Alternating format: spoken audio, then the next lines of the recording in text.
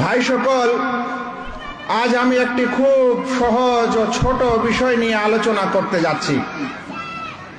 একটি এমন সহজ বিষয় যেটা আমাদের প্রত্যেক মুসলিম এবং মুসলিমা ভাই বোনের জন্য প্রয়োজন, প্রত্যেক নামাজি ভাই জন্য বিশেষ করে প্রয়োজন। আর এই আলোচনা আলহামদুলিল্লাহ যে ভাই মন দিয়ে শুনেন, তার মনে কিছু আগ্রহ, কিছু আশা, কিছু মহব্বত নামাজের, কিছু মসজিদের ভালোবাসা, আল্লাহ রাব্বুল আলামিনের ভালোবাসা, জান্নাত পাওয়ার আশা ইত্যাদি তার অন্তরে অবশ্যই সঞ্চার হবে। একটু শোনার চেষ্টা করবেন ইনশাআল্লাহ। ভাইয়েরা, এই পৃথিবীকে আল্লাহ রাব্বুল আলামিন সৃষ্টি করেছেন, এটা পৃথিবীর অনেকে মানলেও বহু মানুষ এখনো মানে না। ভাবে প্রকৃতিগতভাবে সৃষ্টি হয়েছে, এমনি এমনি ন্যাচুরালি। সেই আল্লাহ রাব্বুল আলামিনকে যারা মানে কিংবা মানে না, যারা স্বীকার করে কিংবা যারা স্বীকার করে না, সকলে কিন্তু তার এই পৃথিবীতে বসবাস করে এবং তার নিয়ামত, তার রুজি রোজগার এবং তার রিজক সবাই কিন্তু গ্রহণ করে। সেই আল্লাহ রাব্বুল আলামিনের কেউ ইবাদত করে এবং কেউ তার সাথে শরীক করে, আর কেউ করে না। কিন্তু আল্লাহ রাব্বুল আলামিন সকলকে পৃথিবীতে রুজি দেন, পৃথিবীতে কিন্তু সকলকে থাকার ব্যবস্থা করেছেন, কাউকে কিন্তু না করেন না। সেই আল্লাহ রাব্বুল আলামিনের স্মরণে, তার ইবাদতের স্মরণে যখন মুসলিমেরা আজান দেয়, তখন আজানের এই আওয়াজ এবং ধ্বনি যখন আকাশ এবং বাতাসে মিশ্রণ হয়, তখন সেই আল্লাহ রাব্বুল আলামিনের মহিমা প্রকাশ পায়। যেই আল্লাহ এই জগৎকে সৃষ্টি করেছেন, যেই আল্লাহ এই জগতের সকল কিছুর মালিক, যেই আল্লাহ এই সকল কিছুকে রুজি দিয়ে থাকেন, যেই আল্লাহ এই সকল কিছুর ব্যবস্থা করেছেন, সেই আল্লাহ রাব্বুল আলামিনের নাম যখন আজানে নেওয়া হয়, তখন সেই আজানের ধ্বনি এবং আওয়াজ যখন আকাশ ও বাতাসে মিশ্রণ হয়, তখন আল্লাহ রাব্বুল আলামিনের বড়ত্ব মহত্ব প্রকাশ পায়। হ্যাঁ ভাই, পায় না। কিন্তু ওই সময় আমাদেরকে তিনটি কাজ করা দরকার। ওই সময় আমাদের কি করা দরকার? তিনটি কাজ করা দরকার। ভাইয়েরা শুনছেন? যে সময় আজান হয় সেই সময় আল্লাহর মহিমা ও বড়ত্ব প্রকাশ পায়। আর ওই সময় আমাদেরকে কয়টি কাজ করতে হবে?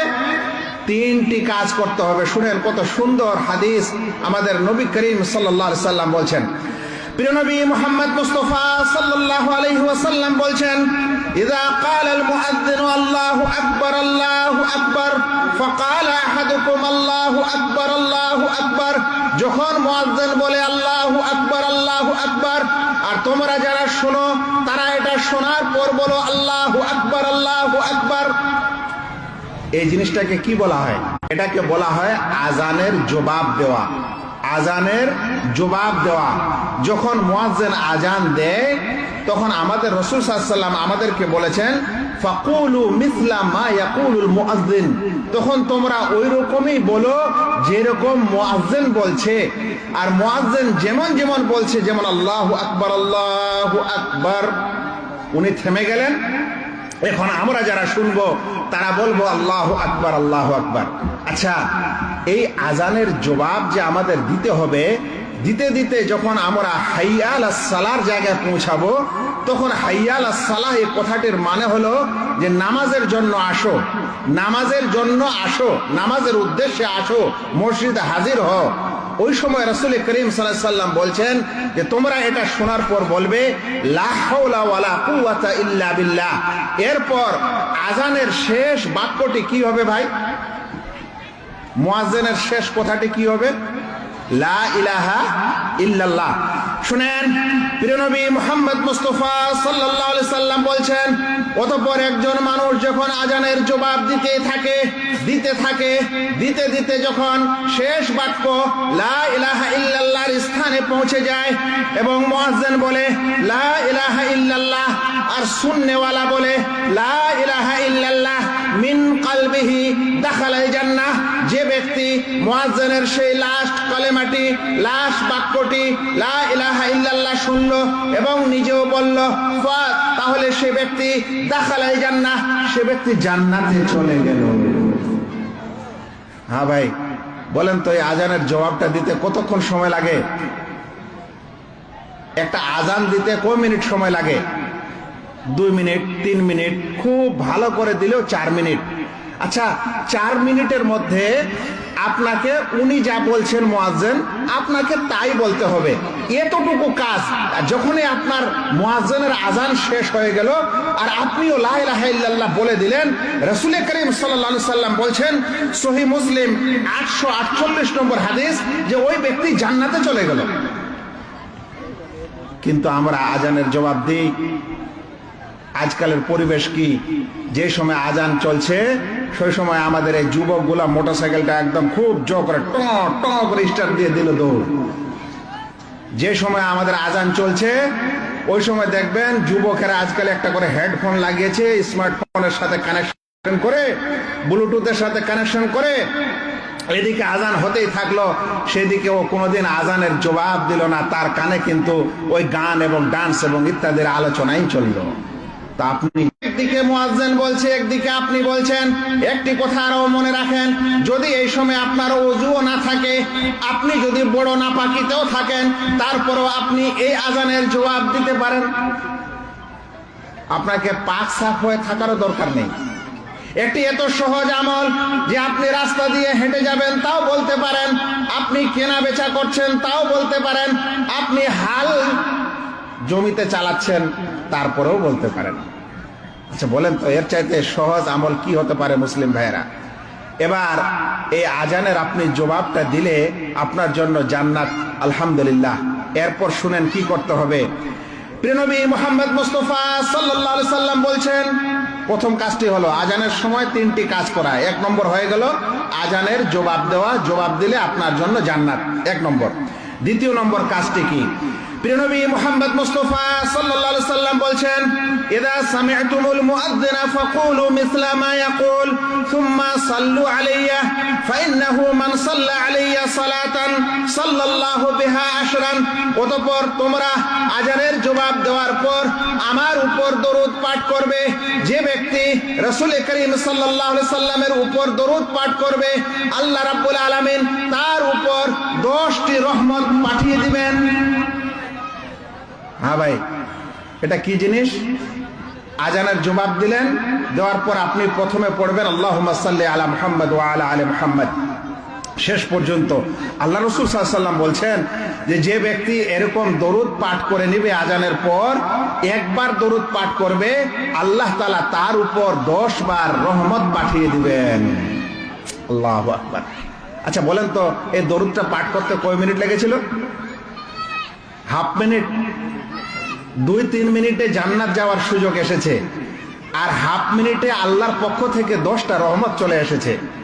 আরো একটা কথা এখানে বুঝার আছে, আমরা আহলুল হাদিস, আমরা নিজেকে বলে আমরা আহলে হাদিস, আমরা সালাফি, আমরা কোনো বিদআতি নয় যে আজান শুরু হওয়ার আগে দরুদ পাঠ করব সব দলে দলে। আমি কথাটা বুঝাতে পারছি আপনাদের? আমাদের আশেপাশের মানুষজনকে দেখবেন বেচারারা আজান শুরু করার আগে ঠক ঠক করে আগে দরুদ পাঠ করছে। আর আল্লাহ রাসূল সাল্লাল্লাহু আলাইহি ওয়াসাল্লাম আমাদের বলছেন, সহিহ মুসলিম হাদিস নম্বর 849, যে তোমরা আগে আজানের জবাব দাও, দেওয়ার পর তারপরে দরুদ পাঠ করো। কিন্তু আমরাও এরকম অনেক আহলে হাদিস ভাই আছি যারা কিন্তু দরুদ পাঠ করি না, আজানের পর ডাইরেক্ট হয়তো আজানের দোয়া পাঠ করি, কিন্তু দরুদ পাঠ করি না। না, দরুদ পাঠ করতে হবে। দরুদটা হচ্ছে সুন্নাহ, এটাই হচ্ছে আমাদের সালাফদের নিয়ম, এটাই হচ্ছে হাদিসে বর্ণিত নিয়ম। এরপর কি করতে হবে? তৃতীয় কাজটা একটু ভালো করে শুনেন ভাইয়েরা। প্রিয় নবী মুহাম্মদ মুস্তাফা সাল্লাল্লাহু আলাইহি ওয়াসাল্লাম বলছেন, সুম্মা সালুল্লাহ লিয়াল ওয়াসিলা, অতঃপর তোমরা আমার জন্য ওসিলা চাও। এটা কি জিনিস? এটা আল্লাহ রাসূল বলছেন যে আজানের জবাব দিলে তারপরে দরুদ পাঠ করলেন, তারপরে আমার জন্য ওসিলা চাও। মানুষ তো ওসিলা ধরে পীরকে, আর আমাদের রাসূল সাল্লাল্লাহু আলাইহি ওয়াসাল্লাম বলছেন তোমরা হে উম্মতেরা তোমরা আমার জন্য ওসিলা চাও। এই ওসিলাটা কি জিনিস? এটা কোনো পীর ধরার ওসিলা নয়। এই ওসিলার বর্ণনা নবী করিম সাল্লাল্লাহু আলাইহি ওয়াসাল্লাম নিজে দিচ্ছেন। তিনি বলছেন ফাইন্নাহা মানজিলাতুন ফিল জান্নাহ, ওসিলা হচ্ছে জান্নাতের একটা সুমহান মর্যাদার নাম, সুমহান স্থানের নাম, একটা বড় মর্তবার নাম, জান্নাতের একটা বড় সম্মানের স্থানের নাম। ওর নাম হচ্ছে ওসিলা। আল্লাহ রাসূল সাল্লাল্লাহু আলাইহি ওয়াসাল্লাম বলছেন লা তামবাগি ইল্লা লিআবদিন মিন ইবাদিল্লাহ, এই জান্নাতের সবচেয়ে উঁচু মাকাম, এই উঁচু মর্তবা, এই মর্যাদা আল্লাহ রাব্বুল আলামিন পৃথিবীর সকল মানুষের মধ্যে একজনকে দান করবেন মাত্র। কত নবী এবং রাসূল দুনিয়াতে এসেছেন, এর মধ্য থেকেও মাত্র একজন সেই সম্মানের স্থানটা পাবে। রাসূল করিম সাল্লাল্লাহু আলাইহি সাল্লাম বলছেন, হে আমার ভাইয়েরা, আপনারা যদি নবী করিম সাল্লাল্লাহু আলাইহি সাল্লামের উম্মত হই, রাসূল সাল্লাল্লাহু আলাইহি সাল্লামকে ভালোবাসি এবং তাকে যদি আমরা নবী হিসাবে স্বীকার করি, তাহলে আল্লাহ রাসূল সাল্লাল্লাহু আলাইহি সাল্লামের জন্য আজানের পর এরকম ওসিলার দোয়া চাইতে হবে। আল্লাহ রাসূল সাল্লাল্লাহু আলাইহি সাল্লাম বলে দিলেন এটি এমন একটি সম্মানের স্থান যেটা মাত্র একজন মানুষই পাবে, আর অন্য মানুষের পাওয়ার কোনো চান্স নেই। কিন্তু আমাদের রাসূল সাল্লাল্লাহু আলাইহি সাল্লাম আবার বলে দিলেন ওয়া আরজু আন আকুনা আনা হুয়া, কিন্তু আমি আশা করি সেই স্থানটা আমি পাবো। এটা কে বলছেন? আমাদের রাসূল সাল্লাল্লাহু আলাইহি সাল্লাম বলছেন ওই সম্মানিত স্থানটা একজন মানুষ পাবে, আমি আশা করি আল্লাহ সেটা আমাকে দিবেন। রাসূল করিম সাল্লাল্লাহু আলাইহি সাল্লাম বলছেন ফামান সাআলা লিয়াল ওয়াসিলা হাল্লাত আলাইহি শাফাআহ, যে মানুষ আমার জন্য ওসিলা চাইবে, যে মানুষ আমার জন্য দোয়া করবে যে হে আল্লাহ এই সম্মানিত স্থানটি আমার নবীকে তুমি দান করো, রাসূল করিম সাল্লাল্লাহু আলাইহি সাল্লাম বলছেন যে ব্যক্তি এরকম দোয়া করবে আমার জন্য, তার জন্য সুপারিশ করা ওয়াজিব হয়ে যাবে। সুপারিশ করা ওয়াজিব হয়ে যাবে মানে কিয়ামতের ময়দানে আপনার জন্য নবী সাল্লাল্লাহু আলাইহি ওয়াসাল্লাম সুপারিশ করবেন, আর করাটা তার উপর জরুরি হয়ে যাবে। কোন ব্যক্তির জন্য? যে ব্যক্তি আজানের পর এই দোয়াটি পাঠ করবে এবং আজানের দোয়াতে যে রাসূল সাল্লাল্লাহু আলাইহি ওয়াসাল্লামের জন্য ওসিলা কামনা করা হয়েছে, সেই ওসিলাটা যে কামনা করবে, আল্লাহ রাসূল সাল্লাল্লাহু আলাইহি ওয়াসাল্লাম বলছেন তার জন্য সুপারিশ করা আমার উপর ওয়াজিব হয়ে যাবে। আল্লাহু আকবার। আচ্ছা বলেন তো, যদি নবীর সুপারিশ আমরা কিয়ামতে পেয়ে যাই, তাহলে আর আমাদের কি কোনো ঝামেলা থাকবে? এখন কি করতে হবে ভাই? এখন কি করতে হবে? শুনে রাখেন ওই সকল বেনামাজি ভাইয়েরা, আপনারা যদি মসজিদেই না যান তাহলে আজানের জবাব কখন দিবেন? আজানের পর দরুদ পাঠ করবেন কখন? তারপরে আবার রাসূল সাল্লাল্লাহু আলাইহি ওয়াসাল্লামের জন্য ওসিলাই বা কখন চাইবেন? আর যদি কোনো মানুষ এই আমল করে, তো এটা মাত্র 5 মিনিটের একটা আমল ভাই। এই 5 মিনিটে আপনার জন্য এ সকল কিছু অপেক্ষা করছে। আল্লাহু আকবার। এরপর আজান হয়ে গেল, এরপর আমাদের কি করতে হবে? আমরা সবাই জানি যে এরপরে আমাদেরকে ওযু করতে হয়। শুনেন, ওযু একটি এমন ইবাদত যে রাসূল করিম সাল্লাল্লাহু আলাইহি ওয়াসাল্লাম ওযুর ব্যাপারে এত ফজিলত কথা বলেছেন, এত ফজিলতের হাদিস এসেছে যে একজন মানুষ যদি সমস্ত হাদিসগুলিকে জমা করে, তাহলে ইসলামের যে কোনো ফরজ বিধান, যে কোনো ফরজ বিধানের চাইতে ওযুর ফজিলত কম হতে পারে না। প্রিয় নবী মুহাম্মদ মুস্তাফা সাল্লাল্লাহু আলাইহি সাল্লাম বলছেন, যখন কোনো ব্যক্তি ওযু করে, ভালো করে ওযু করে, তখন যখন সে তার চেহারা ধোয়, তাহলে তার চেহারা দিয়ে যা গুনাহ হয়েছে সেই গুনাহগুলি ঝরে পড়ে। যখন সে হাত ধোয় তাহলে হাত দিয়ে তার যা গুনাহ হয়েছে সেই গুনাহগুলি ঝরে পড়ে। এমনকি আমাদের রাসূল সাল্লাল্লাহু আলাইহি ওয়াসাল্লাম এটাও বলছেন যে যদি তার এই নখের কোণাতেও গুনাহ থাকে তাহলে এই নখের কোণা থেকেও তার গুনাহগুলি ঝরে যায়। আল্লাহু আকবার। এমন কোন আমল আছে দুনিয়াতে যে আপনি করবেন আর ওর সাথে সাথে আপনার গুনাহগুলি মাফ হতে পারে? কিন্তু ওযু একটি এমন ইবাদত যে আপনি মুখ ধুবেন, চেহারা ধুবেন, ওখান থেকে গুনাহ ঝরে যায়। হাত ধুবেন, হাত থেকে গুনাহ ঝরে যায়। পা ধুবেন, পা থেকে গুনাহ ঝরে যায়। আল্লাহু আকবার। প্রিয় নবী মুহাম্মদ মুস্তাফা সাল্লাল্লাহু আলাইহি ওয়াসাল্লাম এটাও বলেছেন যে একটি ওযু আর একটি ওযুর মাঝখানের গুনাহগুলির জন্য কাফারা। একটি ওযু আর একটি ওযুর মাঝের গুনাহগুলির জন্য কাফারা। তার মানে আমরা এখন ওযু করে মাগরিবের নামাজ পড়েছি, এখন যদি আমাদের কোনো গুনাহ হয় তাহলে আবার এশারের সময় যখন ওযু করব তখন ওই এশারের ওযুর সময় এই দুই ওযুর মাঝখানের গুনাহগুলি ক্ষমা হয়ে যাবে। তবে এগুলা বড় গুনাহ না, এগুলা সব ছোট গুনাহ। ভাইয়েরা, আপনাদের আর একটি সুন্দর কথা শোনাই। আপনি ওযু করলেন, এর মাধ্যমে আপনার গুনাহ মাফ হলো, কিন্তু একটি সুন্দর হাদিস আপনাদেরকে আরো শুনিয়ে দেই।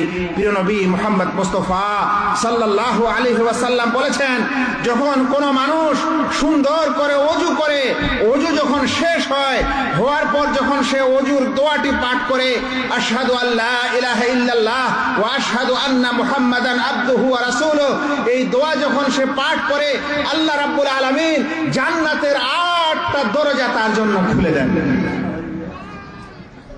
কিছু মানুষ হয়তো আপনারা জিজ্ঞাসা করবেন যে আমরা ওযু করলাম দুনিয়াতে আর জান্নাতের দরজা ফের খুলে যাবে, এটা কেমন করে হয়? মাথায় কারো আসতেই পারে। ভাই, আজকাল মলে যান না, মল, দুনিয়াতে অনেক মল আজকের আবিষ্কার হয়েছে, বড় বড় মার্কেট। আপনি খালি সামনে গেছেন, গেটে খুলতে হয় গেট না নিজে নিজে খুলে যায়? আচ্ছা বলেন তো কিভাবে নিজে নিজে খুলে যায়? ওই গেটটা কিভাবে বুঝতে পারলো যে আপনি অমুক এসেছেন? তো আজ দুনিয়াতেই মানুষ এটা আবিষ্কার করে রেখেছে যে অটোমেটিক দরজা খুলে। তো আল্লাহ রাব্বুল আলামিনের জান্নাতের দরজা খুলে যায় যে মানুষ ভালো করে ওযু করে, ওযু করার পর এই দোয়া পাঠ করে। এই দোয়াটার এমন একটা গুণ, এমন একটা ইঞ্জিনিয়ারিং বৈশিষ্ট্য, এখানে সে দোয়া পাঠ করে তার জন্য জান্নাতের 8টা দরজা খুলে যায়। আল্লাহু আকবার। যে দরজা দিয়ে আপনি যেতে চান চলে যান। আচ্ছা, এমন কি কোনো আমল আছে যে সেটা করলে আপনাকে 8টা দরজা খুলে যায়? আল্লাহু আকবার। রমজান মাসের রোজা সম্পর্কে এটা এসেছে যে যে মানুষ রোজা রাখবে তাকে রাইয়ান দরজা দিয়ে ডাক দেওয়া হবে। যে মানুষ দান খয়রাত করে সে মানুষ ওই দান সাদকার দরজা দিয়ে ডাক দেওয়া হবে। কিন্তু ওযু একটি এমন ফজিলতের ইবাদত যে সেটা করলে আপনার জন্য জান্নাতের 8টা দরজা খুলে যায়। আল্লাহু আকবার। ভাইয়েরা, এই ওযুকে কোনোদিন অবহেলা করবেন না। একজন মানুষ যখন সুন্দর করে ওযু করে, ওযু করার পর যখন মসজিদের দিকে যায়, তখন যখন সে একটা পা উঠায় আল্লাহ রাব্বুল আলামিন তার একটা সম্মান বাড়িয়ে দেন, আর একটা পা ফেলে তখন আল্লাহ তাআলা তার একটা গুনাহ মাফ করে দেন। এইভাবে যতক্ষণ সে মসজিদের পর্যন্ত পৌঁছাতে থাকে, এক পা উঠাচ্ছে আল্লাহ তাআলা একটা সম্মান বাড়িয়ে দিচ্ছেন, এক পা ফেলছে আল্লাহ তাআলা তার একটা গুনাহ মাফ করে দিচ্ছেন। আচ্ছা বলেন তো, এখন বলেন তো তাহলে আপনার বাড়িটা একটু মসজিদ থেকে দূরে হওয়া ভালো না একটু কাছে হওয়া ভালো? হ্যাঁ, হয়তো কিছু মানুষ আপনারা বলছেন মসজিদটা থেকে একটু বাড়িটা কাছে হতো তাহলে আমার একটু খুব সুবিধা হতো। হ্যাঁ, সুবিধা আপনার হতো, কিন্তু আপনার সওয়াবে কি হয়ে যেত?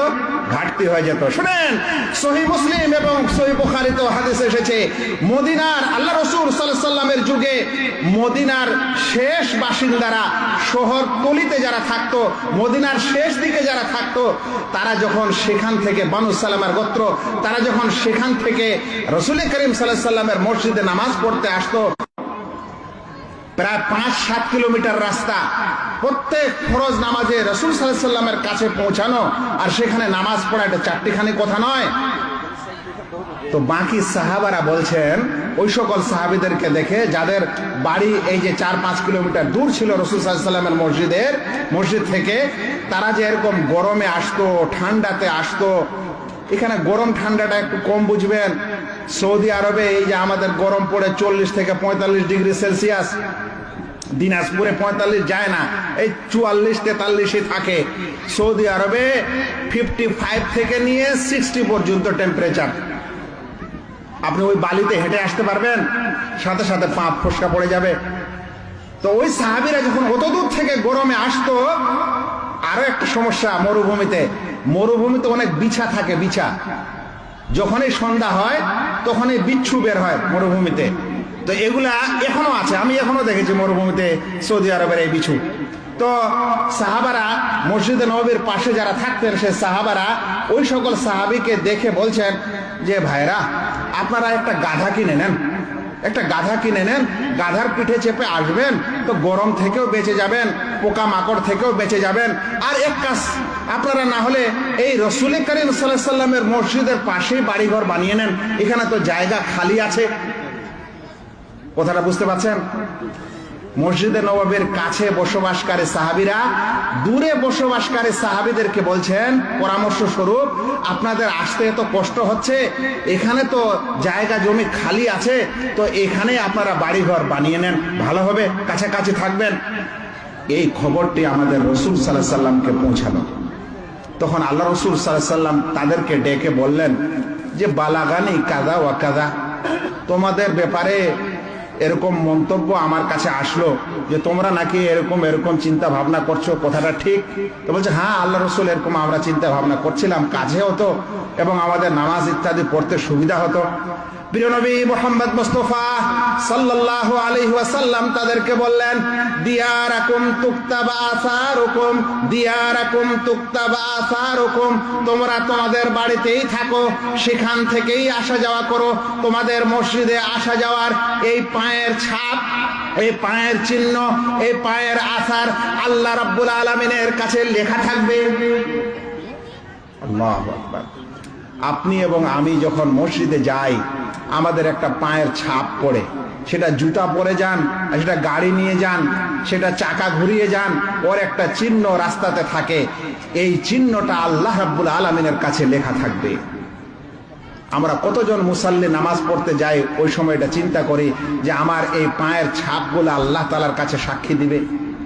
আর ওই ভাই কি বলবেন যাদের পায়ের ছাপ কোনোদিন মসজিদের গেটের দিকে হয় না, সব সময় ওই বাজারের দিকে হয়, সব সময় ওই চায়ের দোকানে হয়, সব সময় ওই মোড়ের দোকানে হয়। আপনার পায়ের ছাপ মসজিদের দিকে যেতে যেতে কোনোদিন মসজিদের গেটে যায় না, বাইরে চলে যায়। আপনারা আপনাদের পায়ের ছাপ নিয়ে একটু চিন্তা ভাবনা করেন। শুনেন, মসজিদে আসা যাওয়ার কাজটা কোনো ছোট কাজ নয়। প্রিয় নবী মুহাম্মদ মুস্তাফা সাল্লাল্লাহু আলাইহি সাল্লাম একটি সুন্দর হাদিসে বলছেন, কিয়ামতের মাঠ যখন বিচার আচার হবে, হওয়া শেষ হবে, ঠিক সেই সময় যখন পুলসেরাতে উঠতে হবে, সেই পুলসেরাতে উঠার আগে কিয়ামতের ময়দান হঠাৎ করে অন্ধকার হয়ে যাবে। এখন এই অন্ধকার অবস্থায় আপনাকে যদি কোনো এক পুলের উপর উঠতে বলা হয়, তবু আবার খুবই চিকন ও সরু, আপনি কিভাবে ওই পুলসেরাত পার হবেন ভাই? কিভাবে পার হওয়া যাবে? ওই সময় ওই সকল নামাজীদের জন্য সুসংবাদ যারা পৃথিবীতে অন্ধকারে রাতে মসজিদে যাওয়া আসা করেছে। রাসূল করিম সাল্লাল্লাহু আলাইহি সাল্লাম বলছেন, বাশশিরিল মাশাঈনা ইলাল মাসাজিদ বিদ-দুলাম বিন-নূরিত তাম ইয়াউমাল কিয়ামাহ। যে সকল মানুষেরা অন্ধকারে মসজিদে যাওয়া আসা করে, অন্ধকারে মসজিদে যাতায়াত করে, সেই সকল মানুষদেরকে কিয়ামতের দিনে জান্নাতের আলোর সুসংবাদ দিয়ে দাও।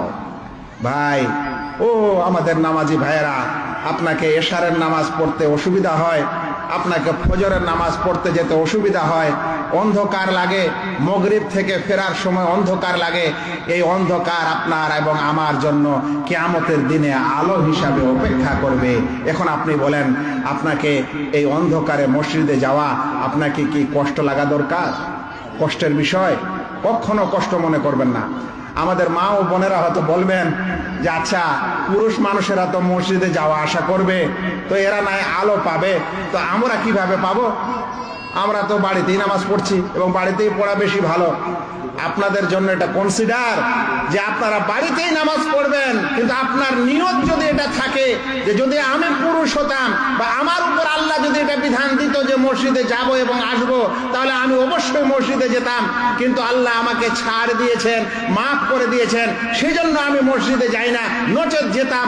যদি আপনার এই নিয়ত থাকে, এই নিয়তের কারণেই আপনি বাড়িতে বসেই এই সওয়াব পেয়ে যাবেন। ভাইয়েরা, এটা ছিল মসজিদে যাওয়ার ফজিলত এবং মসজিদে যাওয়ার সওয়াব। এবার আপনি মসজিদে ঢুকলেন, আজান হয়ে গেছে, আপনি কি করবেন? আমরা আজকালে অনেক মানুষ দেখি যে যখন আজান হয়ে যায় তখন মসজিদের গেটের বাইরে একটু গল্প স্বল্প বেশি করে চালায়, ভাবে নামাজি মানুষের কথা বলছি আমি, বেনামাজি তো বাদ, ওদের কথাই বাদ। নামাজি মানুষেরাই আজানের পর একটু অপেক্ষা করে, একামতটা হোক তখন যাব, একামতটা হোক তখন যাব। যখন একামত হলো তখন সে হুড়াহুড়ি করে দৌড়াদৌড়ি করে মসজিদে গিয়ে শরীক হয়ে গেল। ভাইয়েরা, খুব ভুল কাজ। একজন মানুষ এই আজানের পর এবং একামতের মাঝে, আজান হয়েছে এখনো একামত হয়নি, এই সময় কোন মানুষ যদি দোয়া করে আল্লাহ রাব্বুল আলামিন তার দোয়া কবুল করেন। আল্লাহ রাসূল সাল্লাল্লাহু আলাইহি সাল্লাম স্পষ্ট ভাষায় বলেছেন যে লা তুরাদ্দুদ দোয়া, এই দোয়া আল্লাহ তাআলা ফিরিয়ে দেন না। বাইনাল আযান ওয়াল ইকামা, আযান এবং ইকামতের মাঝে, আযান এবং ইকামতের মাঝে যে মানুষ দোয়া করে আল্লাহ রাব্বুল আলামিন তার সেই দোয়াকে ফিরিয়ে দেন না, তার সেই দোয়াকে কবুল করেন না, এরকম হবে না। তিনি এই সময় দোয়া কবুল করেন। আচ্ছা, এখন আপনি মোবাইলটা নিয়ে গেটেই পড়ে থাকলেন, আর এইদিকে দোয়া কবুলের আসল সময়টা চলে গেল, এখন কি হবে? এই জন্য উচিত যে যখনই আজান শুনলেন আপনি ওযু করে মসজিদে প্রবেশ করেন। মনে রাখেন, মসজিদে প্রবেশ করার পর যদি সুন্নত নামাজ থাকে তাহলে সুন্নত নামাজগুলা পড়লেন, নচেত আপনি 2 রাকাত নামাজ পড়বেন, পড়ার পর আল্লাহ তাআলার কাছে দোয়া করবেন। আর একটি কথা আরো মনে রাখেন যে এই সময় যখন দোয়া করবেন, নামাজ পড়ে যদি দোয়া করেন তাহলে নামাজের সাজদার সময় দোয়া করবেন। কেন? সাজদার সময় আল্লাহ তাআলা বেশি বেশি দোয়া কবুল করেন। রাসূল করিম সাল্লাল্লাহু আলাইহি সাল্লাম বলেছেন, ইযা দাখালা আহাদুকুম আল মসজিদ, যখন তোমাদের কেউ মসজিদে প্রবেশ করে, ফালা ইয়াজলিস হাত্তা ইয়ারকা রাকাতাইন, তাহলে সে যেন না বসে যতক্ষণে 2 রাকাত নামাজ না পড়ে। এটাকে বলা হয় তাহিয়াতুল মসজিদ। মনে করে ভালো করে মনে রাখবেন ভাইয়েরা, মসজিদ কোনো বসার জায়গা নয়, মসজিদ কোনো ঘুমাবার জায়গা নয়, মসজিদ কোনো বাড়িঘর নয়, মসজিদ হচ্ছে আল্লাহর ইবাদতের জন্য। সে কারণে কোনো মানুষ যদি মসজিদে যায়, সেটা যে কোনো সময় হোক না কেন, তাহলে মসজিদ যে কারণে তৈরি করা হয়েছে, যে কারণে নির্মাণ করা হয়েছে, অর্থাৎ ইবাদতের জন্য, সেই নামাজ সেই মসজিদে পড়া হচ্ছে উত্তম। এই জন্য আপনি সকালে যান আর বিকালে যান, ফরজ নামাজের সময় যান বা অন্য সময় যান, যে কোনো সময় যান, মসজিদে ঢুকলেই আপনাকে 2 রাকাত নামাজ পড়া দরকার। এটাকে তাহিয়াতুল মসজিদ বলা হয়। এই জন্য জুমার দিনেও যে আপনি মসজিদে যাবেন, তো জুমার খুতবার আগে কয় রাকাত নামাজ পড়তে হয়? সহি মত, সঠিক মত হলো এই যে আপনি কম করে হলে 2 রাকাত নামাজ পড়বেন, আর ওর বেশি, যত বেশি পারেন 2 করে পড়তে থাকবেন, 2 রাকাত করে পড়তে থাকবেন, যতক্ষণে আজান না হয়, মানে খুতবার আজান না হয়, ততক্ষণ পর্যন্ত আপনি 2 রাকাত করে পড়তেই থাকবেন। কিন্তু কম করে হলে 2 রাকাত পড়তে হবে। এবার ওলামায়ে কেরামরা বলছেন, কম করে হলে যে 2 রাকাত পড়তে হবে, এই 2 রাকাতটা কোন নামাজ? তো অধিকাংশ ওলামার মত হলো এই যে এই 2 রাকাত নামাজ হচ্ছে তাহিয়াতুল মসজিদ। এই জন্য তাহিয়াতুল মসজিদ নামাজটা ওই সাধারণ নামাজ না। রাসূল করিম সাল্লাল্লাহু আলাইহি সাল্লামের যুগে এক ব্যক্তির নাম ছিল সুলাইক আল গাতাফানি। সে আল্লাহ রাসূল খুতবা দিচ্ছেন, এরকম সময় সুলাইক গাতাফানি মসজিদে ঢুকলো, ঢুকার পর বসে গেল। আর আল্লাহ রাসূল সাল্লাল্লাহু আলাইহি সাল্লাম খুতবা দিচ্ছেন। আল্লাহ রাসূল সাল্লাল্লাহু আলাইহি সাল্লাম খুতবা চলাকালীন অবস্থায় বলছেন, ইয়া সুলাইক কুম ওয়ারকা রাকাতাইন, সুলাইক উঠো আর 2 রাকাত নামাজ পড়ো। অন্য এক হাদিসে এসেছে ওয়াল ইয়াতাজাওয়াজ ফীহিমা, আর এই 2 রাকাত নামাজ একটু হালকা করে পড়ে নাও। তাহলে কি বোঝা গেল যে কোনো ব্যক্তি যদি জুমার খুতবা চলাকালীনও মসজিদে ঢুকে তারপরেও তাকে 2 রাকাত নামাজ পড়তে হবে। তবে এই ক্ষেত্রে আমাদের হানাফি ভাইয়েরা একটু ভুল আমল করেন। তারা বলে দেন যে জুমার খুতবা যখন চলবে তখন কোনো নামাজ নাই। আর কিছু কিছু মসজিদে তো একেবারে ট্রাফিক লাইট, রেড লাইট জ্বলিয়ে দিয়েছে। যেমন ট্রাফিকের রেড লাইট হয় না, ঠিক সেরকমই রেড লাইট জ্বালিয়ে দিয়েছে, লিখে দিয়েছে লাল বাতি জ্বলার সময় নামাজ পড়া নিষেধ। কেন ভাই? আল্লাহর মসজিদ, আপনি নিষেধ করার কে? আর এখানে সহিহ মুসলিমের হাদিস, সুলাইক আল গাতাফানি রাদিয়াল্লাহু তাআলা আনহুকে আল্লাহ রাসূল সাল্লাল্লাহু আলাইহি সাল্লাম জুমার খুতবা চলাকালীন, ঠিক সেই সময় খুতবা চলছে, ওই সময় ওই সাহাবী এসেছেন। আল্লাহ রাসূল সাল্লাল্লাহু আলাইহি সাল্লাম খুতবার বিষয় বাদ দিয়ে ওই সাহাবীকে বলছেন, এই সুলাইক উঠো, 2 রাকাত নামাজ পড়ো, সংক্ষিপ্ত পড়ো এবং তারপরে বসো। সেজন্য এটা বুঝার বিষয়, আমাদের এই ভুল আমল থাকলে আমরা যেন সেই আমল সহি করে নিই। ভাইরা, আপনি মসজিদে আছেন, এখন আপনি ইবাদত করছেন, কিছুক্ষণ পর আপনার জন্য ইকামত হবে, আর সেই ইকামতের দ্বারায় আপনি এখন ফরজ নামাজ আদায় করবেন। আমরা এটা জানি যে আজান যখন দেওয়া হয় তখন জোড়া জোড়া শব্দে দেওয়া হয়, তাই না? আল্লাহু আকবার, আল্লাহু আকবার। কিন্তু যখন ইকামত দেওয়া হয় তখন ইকামতের সময় আমাদেরকে বেজোড় দিতে হয়, আল্লাহু আকবার, আল্লাহু আকবার, আশহাদু আল্লা ইলাহা ইল্লাল্লাহ, আশহাদু আন্না মুহাম্মাদার রাসূলুল্লাহ। কেন ভাই ইকামত হবে বেজোড়টা কেন? ওলামারা বলছেন যে যেহেতু আজানের উদ্দেশ্য হলো বাইরের সকল মানুষকে ডাক দেওয়া, তাই এখানে বেশি জোরে দেওয়া আর একাধিক বাক্যে দেওয়া বেশি দরকার। কিন্তু ইকামতের উদ্দেশ্য হলো যারা মসজিদে আছে তাদেরকে সংবাদ দেওয়া যে এখন জামাত শুরু হচ্ছে। তাহলে এখানে ওই রকম বড় উদ্দেশ্য নয় বলে এই সময় এক এক করে শব্দটা বললেই সেই উদ্দেশ্য হয়ে যায়। ভাইরা, আমার সময় শেষ হয়ে গেছে, আর একটি হাদিস বলে আমি আমার আলোচনা শেষ করি। ভাইরা, এই আপনি আজান শুনলেন, তারপর মসজিদে আসলেন, ওযু করলেন, তারপরে মসজিদে আসলেন, এবার এই ফরজ ইবাদতটি শুরু করবেন। আল্লাহু আকবার। একজন মানুষ যখন আল্লাহু আকবার বলে সূরা ফাতিহা শুরু করে, আল্লাহ রাব্বুল আলামিন আকাশ থেকে বলেন, এই বান্দা আমার প্রশংসা করছে, এই বান্দা আমার তারিফ করছে, এই বান্দা আমার ইত্যাদি ইত্যাদি বর্ণনা করছে। বলেন তো, আপনার জন্য আল্লাহ রাব্বুল আলামিন এরকম কথা বলেন, এর চাইতে সৌভাগ্যবান আর কি হতে পারে? আপনার নামাজ শেষ হবে, নামাজের বিষয়টা বলতে পারলাম না, কারণ এটা একটা আলাদাই লাগবে, এতে কি কি জিনিস আছে না আছে। শেষ একটা কথা বলি, নামাজের আপনি সালাম ফিরিয়ে দিলেন, এরপর সেই স্থানেই বসে থাকবেন যেই স্থানে আপনি নামাজ পড়েছেন। রাসূল করিম সাল্লাল্লাহু আলাইহি সাল্লাম একটি সুন্দর হাদিস বলছেন যে যে ব্যক্তি নামাজ পড়ার পর তার মুসাল্লায়, তার নামাজের স্থানেই বসে থাকে, যতক্ষণ পর্যন্ত তার ওযু না ভাঙে ততক্ষণ পর্যন্ত ফেরেশতা তার জন্য দোয়া করে। ফেরেশতা বলে, আল্লাহুম্মা গফির লাহু, আল্লাহুম্মা আরহামহু, হে আল্লাহ এই বান্দাকে ক্ষমা করো, হে আল্লাহ এই বান্দার উপর রহম করো। ভাইয়েরা, ওলামায়ে কেরামদের মধ্যে সহিহ বুখারীর একজন বিরাট ভাষ্যকার, তিনি ইবনে বাত্তাল, তিনি বলছেন যে যদি কোনো মানুষের অনেক গুনাহ থাকে, পাহাড় সমান গুনাহ থাকে, গুনাহ মাফ হওয়ার যদি কোনো কায়দা কৌশল না পায়, তাহলে সেই ব্যক্তি যেন নামাজ আদায় করার পর সেই স্থানে বেশি বেশি করে বসে থাকে। কারণ এই মানুষের দোয়া যদি আল্লাহ রাব্বুল আলামিন কবুল নাও করেন, কিন্তু ফেরেশতার দোয়া আল্লাহ রাব্বুল আলামিন অবশ্যই কবুল করবেন। সেই জন্য নামাজের পর এই সময় বেশি বেশি বসে থাকবেন। আল্লাহ রাব্বুল আলামিনের ফেরেশতাগণ আপনার জন্য দোয়া করবে, আপনার জন্য রহমতের দোয়া করেন, আপনার জন্য ক্ষমার দোয়া করেন। ফেরেশতারা যদি আমার এবং আপনার জন্য দয়া ও রহমতের দোয়া করতে থাকেন, তাহলে ইনশাআল্লাহ সেটা কবুল হওয়ার বেশি আশা আছে আমাদের নিজের দোয়ার চাইতে। আমি আল্লাহ তাআলার কাছে দোয়া করব, আল্লাহ যেন আমাদের প্রত্যেক ভাইকে, যারা এখানে আমরা আলোচনা শুনছি বা ইন্টারনেট যোগে শুনছি, আল্লাহ যেন আমাদের এই অন্তরে নামাজের আগ্রহ বাড়িয়ে দেন। আল্লাহ যেন আমাদেরকে বেশি বেশি মসজিদে যাওয়া আসার তৌফিক দান করেন। আল্লাহ যেন আমাদের এই মসজিদের যাওয়া আসাকে লিখে রাখেন এবং কিয়ামতের দিনে এগুলো যেন আমাদের জন্য সাক্ষী দেয় এবং আমরা যেন জান্নাত পেতে পারি।